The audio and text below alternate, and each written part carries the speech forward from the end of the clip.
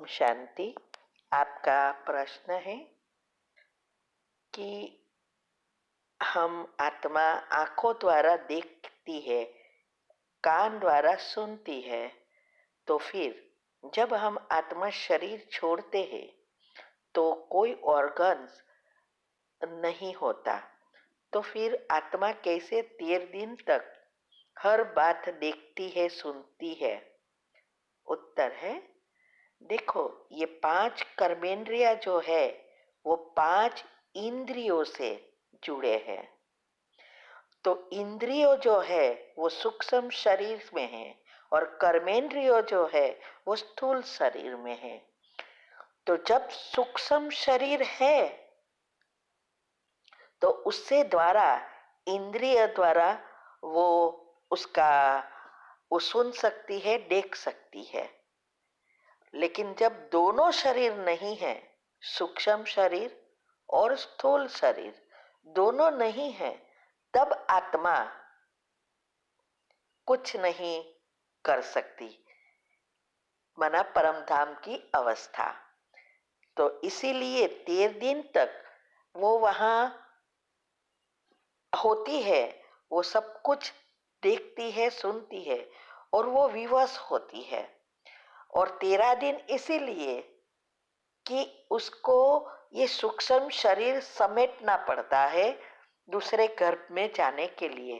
तो उसके लिए उसको शांति चाहिए और ये इसीलिए सभी जगह पर शांति के लिए सबको इकट्ठा करते हैं। बैठना जिसको कहते हैं, वो उसको शांति के वाइब्रेशंस के लिए सब मिलते हैं। लेकिन आजकल तो अलग बात हो गई, हम जाते हैं, बैठते हैं, लेकिन फिर न्यूज़पेपर सुनते हैं, पढ़ते हैं, सभी से लोग बात करते हैं, ये सब हमने देखा है। तो इससे तो और ही वो आत्मा विवश होती है। तो इसीलिए 13 दिन उसको समय लगता है समेटने के लिए। और जब वो सब 13 हो जाता है, माना सभी चीजों छूट जाती है, तब वो शरीर छोड़कर चली जाती है। तो इसीलिए ये सूक्ष्म इंद्रियों द्वारा वो सब एहसास कर सकती है। ओम शांति। प्रश्न है, संगम युग में जो हम कर्म करते हैं उसकी प्रारब्ध सतयुग और त्रेता में मिलती है। इन दोनों युगों में कर्म अकर्म होते हैं। प्रश्न यह है, द्वापर युग में जन्म किस आधार पर होता है? उत्तर है, देखो, सतयुग त्रेता में हमारे कर्म अकर्म होते हैं क्योंकि पुण्य से भरपूर है, आत्मा में शक्ति है। फिर भी हम खाते हैं, पीते हैं, सब कर्म करते हैं और तो सूक्ष्म कर्म बनते रहते हैं। इसीलिए तो आत्मा की शक्ति कम हो जाती है, कलाएं कम होती जाती है। लेकिन अकर्म क्यों? क्योंकि हमारे पुण्य वहां इतना है तो पाप की भोगना नहीं होती है। तो जब कर्म की थियरी में जब पाप और पुण्य दोनों इकट्ठे होते हैं तो पुण्य पहले यूज होता है, पाप ठेलते जाते हैं। इसीलिए भक्ति मार्ग में भी कोई मानता या बाधा वगैरह रखते हैं और उस तरह के मंत्र उच्चारण करके करते हैं तो उसका पुण्य बढ़ जाता है। तो पुण्य उस समय जो इसकी इच्छा है वो परमात्मा की शक्ति से पूर्ण होती है, लेकिन पाप कर्म भस्म नहीं होते हैं, पाप कर्म ठेलते जाते हैं। और इसीलिए कलयुग के अंत तक पाप बढ़ जाते हैं, पुण्य कर्म कम हो जाते हैं। और कर्म की बुक में भी कहा है कि भक्ति से पाप कर्म भस्म नहीं होते हैं, योग अग्नि से ही पाप कर्म भस्म होते हैं। तो ये सब बातें हमने कर्म की गुह्य गति में भी समझाया है, तो आप सुन सकते हैं। तो द्वापर में जब हमारी कला कम होती है और फिर हमारे कर्म के हिसाब किताब शुरू होते हैं, क्योंकि 8 कला हो जाती है तो दोनों समान जैसे हो जाते हैं। इसीलिए द्वापर में भी इतना दुख नहीं है, क्योंकि वो आत्माओं वे में आधी शक्ति होती है और ऊपर से आत्मा आती है, वो भी अच्छी होती है।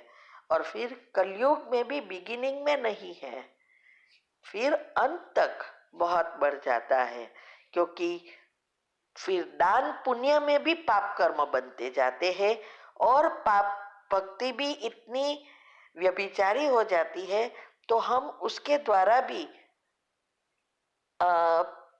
मानताएं वगैरह डालकर और ही भोगना आई उसको फिनिश करने की बजाय ठेलते जाते हैं। और इसीलिए अभी अंतिम समय में बहुत भोगनाएं हो जाती है और तब परमात्मा नीचे आते हैं परिवर्तन के लिए, सबको सुख देने के लिए। ठीक है, ओम शांति। आपका प्रश्न है, 2 रीति से आपको समझना है कि कैसे एनर्जी को परिवर्तन करें। एक है, कोई हमसे ईर्ष्या करे, गलत व्यवहार करे, हानि पहुंचाने की कोशिश करे, हमारी बेइज्जती करे, नीचा दिखाने की कोशिश करे और दूसरी के सामने हमारा मजाक बनाकर हमें हीन महसूस करने की कोशिश करे, तो उसके प्रति कैसे शुभ भावना रखें। और जिस समय वो ऐसा व्यवहार कर रहे हैं तो अपने मन में क्या संकल्प क्रिएट करें कि हमारी सोच नेगेटिव न चले उनके प्रति, और हम भी उनके बातों से हट कर ना फील करें। अगर हमारे एम्प्लॉइज, या आपका दूसरा है, अगर हमारे एम्प्लॉइज टाइम पर काम करके न दे, समझाने पर भी नहीं सुधरे, अगर कभी उनकी वजह से कोई लॉस हो जाए बिजनेस में, तो उनके प्रति कैसे संकल्प करें जो शुभ भावना की एनर्जी हो। उत्तर है, आपके 2 तरह की प्रश्न है। तो पहला जो आपने कहा कि ईर्ष्या, गलत व्यवहार, बेइज्जती करे, नीचा दिखाने की कोशिश करे, तो ये उस समय कैसे शुभ भावना रखे। देखो, दुनिया में ये ज्ञान नहीं है, न कर्म की गति अभी किसी को याद रही है, जिसको जो चाहे वो कर रहे हैं, और प्रकृति भी नेगेटिव है, हमारे सभी चक्रों के लेयर्स भी नेगेटिव है। तो इससे हमारी बुद्धि स्थूल में ही है, सूक्ष्म नहीं बनी है। तो हमें ये पता है, क्योंकि हमारे पास ज्ञान है और पुरुषार्थ हम कर रहे हैं, तो इसके लिए हमें क्या करना है वो भी हमें पता है। कर्म की गुह्य गति को समझना है कि ये जो कुछ हमारे साथ जो कोई बातें आ रही है वो हमारे ही पिछले जन्मों की हिसाब किताब है। ऐसे ही सब कुछ हमें मिला है और सब सिचुएशन आती है। अभी अगर हमें ये सिचुएशन आए, तब हमारी आत्मा की अवस्था कौन सी है, उसके आधार से हम नए कर्म बनाते हैं। और हम जो पुरुषार्थ कर रहे हैं वो पुरुषार्थ यही है, पुराने को खत्म करना और नए अच्छे कर्म बनाना, पाप कर्म नहीं बनाना है, क्योंकि कर्म की गति भी अभी हमारी बदल गई है। एक का 100 गुना कहो या 1000 गुना हो गई है। इसीलिए पहले ये कर्म की गुह्य गति को अच्छी रीति समझना है। वो हमने YouTube पर उसके टॉपिक रखे हैं, शिव शक्ति मेडिटेशन बीके कुसुम। सब्सक्राइब करेंगे और प्लेलिस्ट में कर्म की गुह्य गति के टॉपिक में जाएंगे, सब टॉपिक एक दूसरे से जुड़ा है। इसीलिए लाइन नंबर 7 नंबर के साथ सुनना है, उसको समझना है। बहुत क्लियरली हमने ये बात समझाई है कि कैसे हम इस अवस्था को प्राप्त कर सके। तो इस समय ड्रामा का ज्ञान और कर्म की ये गुह्य गति को समझकर हमेशा उसको उपयोग करना है। हमें तुरंत ये विचार आना चाहिए कि ड्रामा अनुसार ये मेरा पेपर आया है, मेरा ही दोष है, इसमें इस सभी का कोई दोष नहीं है। अभी मुझे ही इसको बदलना है। ये तो सिर्फ हमें हमारे कर्ज लेने आए हैं, हमें कर्ज चुकता करना है। तो इसीलिए उसको अभी अच्छा बनाना है, तो शुभ भावना, शुभकामना देनी है। इसके लिए हम हमेशा कहते हैं, पहले तो हमारी अवस्था बनाकर चक्र के पॉजिटिव लेयर्स बनाना है। वो भी तीव्र पुरुषार्थ ग्रुप में भी आता है, योग के क्लासेस में भी रखा है। 4 अवस्था क्या है और कैसे पहली अवस्था मजबूत बनाए, यही फाउंडेशन है। और तभी हम इस ज्ञान को समय पर यूज कर सकेंगे, शक्तियों को समय पर यूज कर सकेंगे। तो ये पहले अच्छी रीति उसको समझकर उपयोग करना है। दूसरा यह है कि कर्म की गति को भी याद करना है कि मेरा ही ये कर्म आया है, हमें ये समाप्त करना है। तो इसके लिए ये जब पॉजिटिव आपके लेयर बन जाएंगे तो बाबा की याद भी नेचुरल होगी, तो कोई भी नेगेटिव संकल्प चलेंगे ही नहीं, क्योंकि आपका कर्ज समाप्त हो रहा है। तो खुशी होगी कि ये हमारे हिसाब किताब चुकतू हो गए, अंत में तो हमें हैरान नहीं करेंगे ना, तो हम आगे अंतमति सो गति कर सकेंगे। ऐसी खुशी ऑटोमेटिक होगी। तो पहले तो आपको ये प्रोसीजर जो बताई है वो करनी है और कर्म की गुह्य गति का प्रैक्टिकल उपयोग करना है। और देखते हुए नहीं देखना, सुनते हुए नहीं सुनना, इसकी भी ऑडियो सब आती है तीव्र पुरुषार्थ ग्रुप में। उसके पॉइंट लिखकर अच्छी रीति फॉलो करो, तब ये होगा। क्योंकि हम भी यह गृहस्थ में रहकर यह सब कुछ करते करते यहाँ तक पहुंचे। दूसरा आपका जो आ, आपके बिजनेस के लिए है, एम्प्लॉइज के लिए, तो इसमें भी हम सुधार ला सकते हैं। बाबा ने, माना परमात्मा ने कितनी मूल्यों में कहा कि हम भूल गए हैं कि प्रेम से भी काम हो सकता है। ये भूल गए हैं।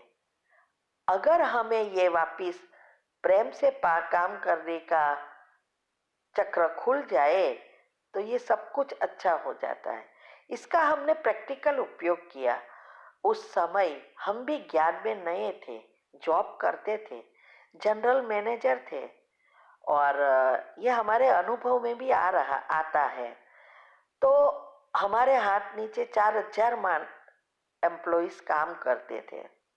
बॉस तो वहां बैठता ही नहीं था, हम भी जैसे बॉस थे वैसे हम बहुत पहले से दयालु थे। सब एम्प्लॉइज की अच्छी रीति सुनकर उसको मदद करते थे। कभी धन की चाहिए, कोई भी इंक्रीमेंट की चाहिए, सब में हम मदद करते थे। लेकिन थोड़ा अभिमान भी था। इसीलिए जब कोई गलत कर्म करता था, गलत चीज करता था, तो हम बहुत गुस्से हो जाते थे। तो हम जब राउंड में निकलते थे तो किसी को देखते थे कि ये गलत कर रहा है, तुरंत उसके पास हम गुस्से हो जाते थे, उसका इंसल्ट कर देते थे सबके सामने, और फिर उसको अच्छा काम करने के कहते थे। लेकिन कोई सुधरते नहीं थे। ऊपर से वो लोग को दुख होता था। अभी जब मुरली में एक दफा बार बार आया कि प्रेम से काम लो, जो चीज आपको करनी है उस आत्मा के लिए पहले अपने आप को शांत बनाकर उस समय चुप रहो, फिर शांति से उसके लिए चिंतन करो, उसका गुण उसको बुलाकर अकेले में कहो, पहले उसका अप्रिशिएट करो उसकी अच्छी चीजों का, फिर अच्छी रीति प्रेम से उसको उसकी भूल बताओ तो वो जरूर अच्छा करेगा। तो हमने पहले ये अप्लाई करने का प्रैक्टिकल में प्रयत्न किया और उस समय तो हम भी पुरुषार्थ कर रहे थे, लेकिन ये घड़ी घड़ी आया, इसीलिए हमने सोचा चलो करके देखे, क्योंकि अभी हमारा सॉफ्टवेयर सबका ऐसा बन गया है कि प्रेम से कोई काम नहीं करते, गुस्से बिना काम होता ही नहीं है। ये हमारा भी ऐसा ही था। तो ये प्रैक्टिकल करने के लिए हमने शुरू किया।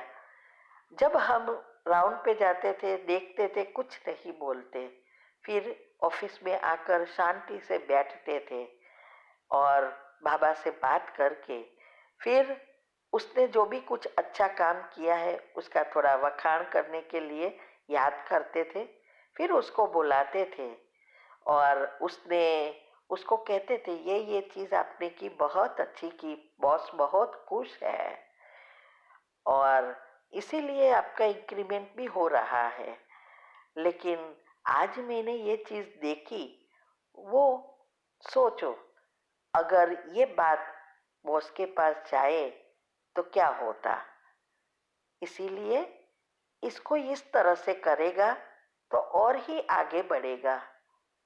ऐसा करके हमने समझाना शुरू किया और धीरे धीरे ये बात सारे ऑफिस में सभी के पास पहुंच गई।